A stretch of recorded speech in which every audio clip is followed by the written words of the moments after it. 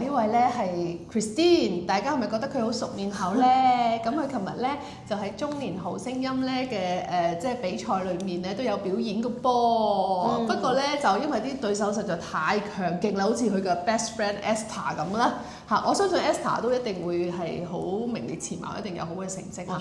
冇錯。咁啊你嚇中年好聲音4其實都係好多人裏面篩選脫穎而出。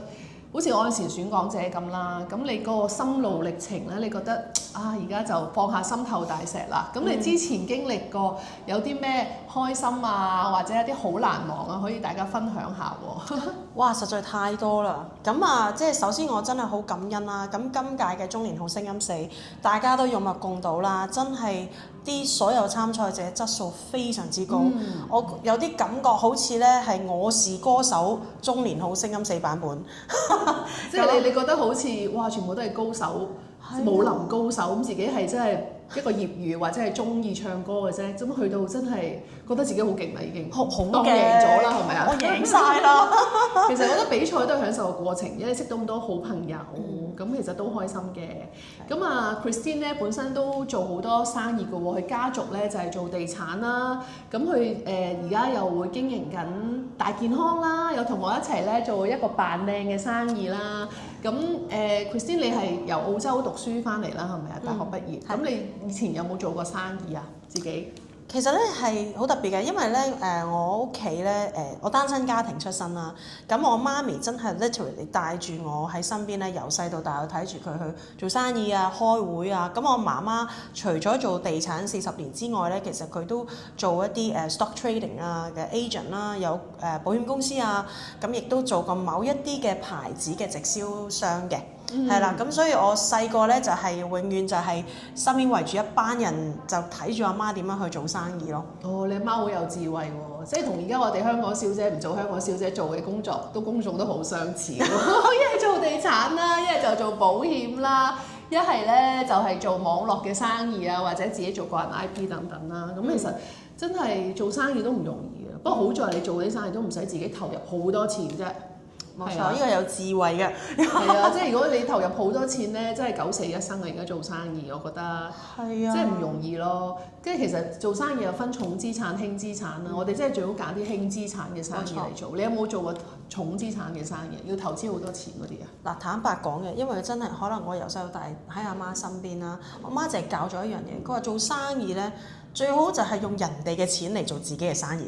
哦，都係一個智慧嚟嘅喎，喺我哋呢個港姐致富頻道有學到你啦。用人哋嘅錢去做生意，就自己唔好出錢，蝕就唔會蝕到自己嗰啲，賺就賺咗有惡粉咁樣嗰啲係咪？我都係咁㗎。係啊，即係我以前我都係做過投資啦，投資做一啲合作嘅保險公司啊，或者啲基金公司，我都唔使投資錢㗎，佢都係出糧俾我，我有淨賺嘅係咪？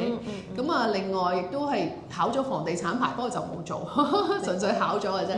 咁啊，另外咧我都係做過一啲.com 嘅生意。嗰陣時因為有名氣啊嘛，人哋話：哎呀，你整個美容嘅.com 啦，我投資100萬俾你啦咁樣。咁我嗰陣時覺得好多錢，我好啊搞下咁樣。咁你知啦，做生意你要有好豐富嘅經驗同埋即係有嗰個策略㗎嘛。咁一個20幾歲出嚟，又冇人教，又冇人點指點，咁啊梗係好快玩完啦。咁啊，所以咧，我覺得做生意咧最緊要咧就係有個 mentor， 有高人指點。你睇你嘅心路歷程，你有冇遇到一啲即係 mentor 啊，或者有高人帶住你去做一個生意咁樣㗎？我絕對有啦，咁我都覺得自己好慶幸嘅。咁第一個高人梗係我媽啦。係喎，你媽好勁喎。係啦，咁啊，再加上我本身其實咧，我對做生意係好有興趣嘅。咁我亦都去到澳洲啦，就讀埋個finance 同埋 econ 經濟。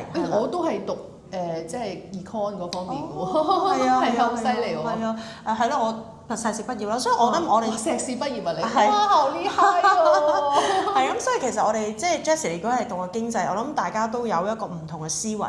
我哋睇嘅角度唔係淨係睇嗰盤生意，係睇成個世界，無論從個政治方面啊、經濟方面啊、大環境啊，係啦，咁去集中去分析成件事，我哋先至最終揀一個我哋認為最合適喺嗰個時候去入手嘅一個行業。係咯，其實做咩都要睇時機點啊，天時地利人和好緊要啊。冇錯。即係喺你嘅成功嘅路上，你睇下你遇到咩人咯。不過我聽人講咧，就算係乞衣咧，都有3年行運嘅。即係人都會有行運嘅時間。咁你行運嘅時間，你捉到一個點，嗰幾年你就已經搞掂你一世可能要用嘅錢嚇。咁啊，當你有一嚿錢嘅時候，最緊要就唔好亂投資啦。冇錯。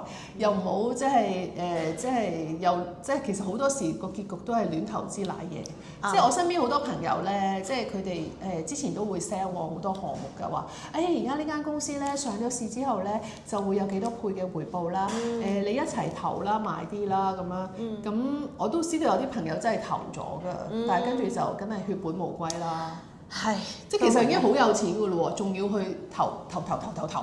咁啊，即係其實真係知足好緊要，唔好貪心好緊要。啱。因為其實我成日都記住一句説話嘅，人哋咁大隻蛤乸，做乜益你先？做咩要益你先？係咪同你有親啦？做咩要益你先？有咁冇 guarantee 賺，不如自己投咗佢。係。即係好多時我哋做金融咧，就係承受呢啲壓力咯。即係人哋講到好好，又話包賺啊成，咁你自己戇居居又信咗，跟住你又叫咗身邊啲朋友買，跟住咧點知一鑊粥上唔到市，跟住乜都冇，咁你即係人哋又追你，你點俾佢啫？其實呢啲壓力咧，即係令到人好難受咯。係啊，所以其實我都好唔贊成去話太過重成本投資嘅生意，特別係依家個經濟環境係咁即係唔穩定啊，好多因素唔穩定啊，都係麻麻地，啲人話賺1萬蚊都好難。係啊，所以呢個時間底下，我成日都同我身邊啲朋友、生意朋友傾咧，我話講真啦，如果有人叫你做一啲重成本嘅投資咧，你就唔好制啦，應該90%都係衰硬㗎。係啊，好彩我哋都係幸運之人啦，我哋遇上一個項目啦，都係好簡單，又唔使重資產投資啦，淨係做一件事嘅啫，人哋就會追住你，又唔使你去講，又唔使你去 sell，咁有咩生意好做到咁啊？係啊，嗱，坦白講嘅，我自己有感覺啦嚇，因為特別而家我啱啱中年好聲音出嚟啦，咁我都想發下明星夢先，咁我嚟緊都想要真係瘦身啊，或者係我皮膚要靚翻啲啊，咁呢個生意又可以令到自己靚又唔係話好大投資。大家記住佢而家個樣，佢將會咧努力啲去中轉嚇，每中一次後生1-2歲，咁佢就會變咗後生10年㗎啦。冇錯，我期待。係啊，遲啲 show 個樣俾大家睇啊！大家一路睇住我嘅變身啦，追住我哋 IG 啦。喺我哋嘅港姐致富頻道啦，咁你有啲乜嘢説話可以即係叫做係意見啦，或者係一啲心得啦，提醒我哋哇點樣可以用智慧地去變富有咧？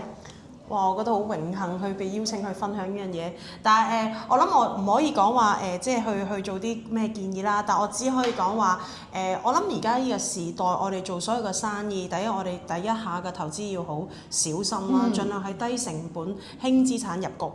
第二咧就係我哋真係開始要做個資源槓桿啊！